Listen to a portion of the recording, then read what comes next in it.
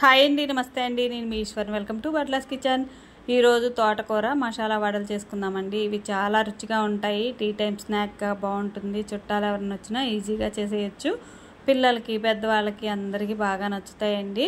ఇప్పుడు ముందుగా మనం పచ్చిశనగపప్పు వడల కోసం, తోటకూర మసాలా వడల కోసం ముందుగా 3 గంటలు అయితే పచ్చిశనగపప్పుని నానబెట్టుకోవాలండి. ఇవి పక్కకు పెట్టేసుకొని మిక్సీ జార్ తీసుకొని దాంట్లో ఒక గుప్పెడు ధనియాలు, 6-7 లవంగాలు, ఒక చిన్న దాల్చిన చెక్క ముక్క వేసుకోవాలండి. అందులోనే 6 ఎండుమిర్చి వేసుకోవాలి.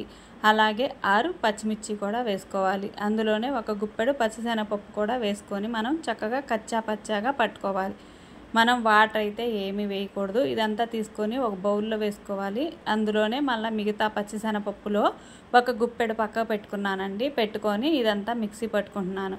ఇప్పుడు ఆ బౌల్లోనే ఈ మిక్సీ పట్టుకున్న మిశ్రమం మొత్తం వేసుకొని, అలాగే ఇప్పుడు మనం ఇంతకుముందు పట్టుకున్న మిక్సీ జార్లోనే ఎల్లుల్లిపాయలు, అల్లం, ఒక 2 స్పూన్లు జీలకర్ర ఇవన్నీ వేసుకొని మళ్ళీ ఒకసారి అయితే మిక్సీ పట్టుకొని మనం అందులో వేసుకోవాలి.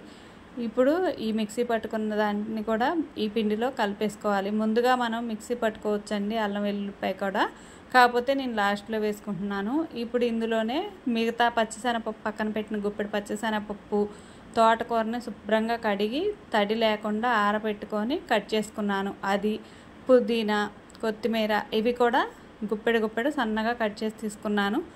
కరివేపాకు కూడా సన్నగా కట్ చేసుకొని ఒక గుప్పెడు వేసుకున్నాను.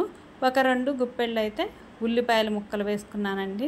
ఉల్లిపాయలు ఈ వడల్లో తగులుకుంటూ చాలా రుచిగా ఉంటాయి. వేగి పచ్చిశనగపప్పు, ఉల్లిపాయలు తగులుతూ చాలా రుచిగా ఉంటాయి. అందులోనే తగినంత ఉప్పు వేసుకోవాలి. నేను ఆ బౌల్ సరిపోలేదని ఇంకో బౌల్లో తీసుకొని కలుపుకుంటున్నానండి. ఇప్పుడు ఇందులో మనకి ఇష్టమైతే కలోంజీ సీడ్స్ వేసుకోవచ్చు, లేదా మనం కలోంజీ లేదు అనుకుంటే ఇలా ప్లెయిన్గా అయినా చేసుకోవచ్చు. మీ కాడ కలోంజీ సీడ్స్ ఉంటే అవి కూడా వేసుకోండి, చాలా రుచిగా ఉంటాయి.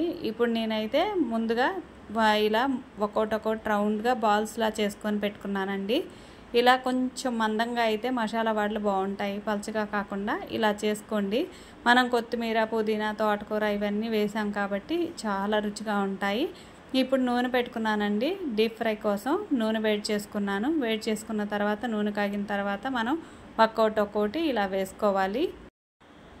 ఇప్పుడు ఇవి వేగిపోయాయి కదండి, రెండో వైపుకి అయితే మనం మార్చుకోవాలి. రెండో వైపు టర్న్ చేసి ఇలా వేగిన తర్వాత ఒక్కొక్కటి ఆయిల్ లేకుండా మనం తీసేసుకోవాలి. ఇవి చాలా టేస్టీగా ఉంటాయండి. పిల్లలకి, పెద్దవాళ్ళకి అందరికీ ఇష్టంగా ఉంటాయి. మనం చాలా వడలు చేస్తాం కదా, ఈ మసాలా వడ కూడా ఒకసారి అయితే ట్రై చేయండి, చాలా టేస్టీగా ఉంటాయి. ఈ వీడియో కనుక నచ్చినట్టయితే లైక్ చేయండి, షేర్ చేయండి, సబ్స్క్రైబ్ చేసుకోవటం మర్చిపోవద్దండి. థ్యాంక్ యూ ఫర్ వాచింగ్ అండి.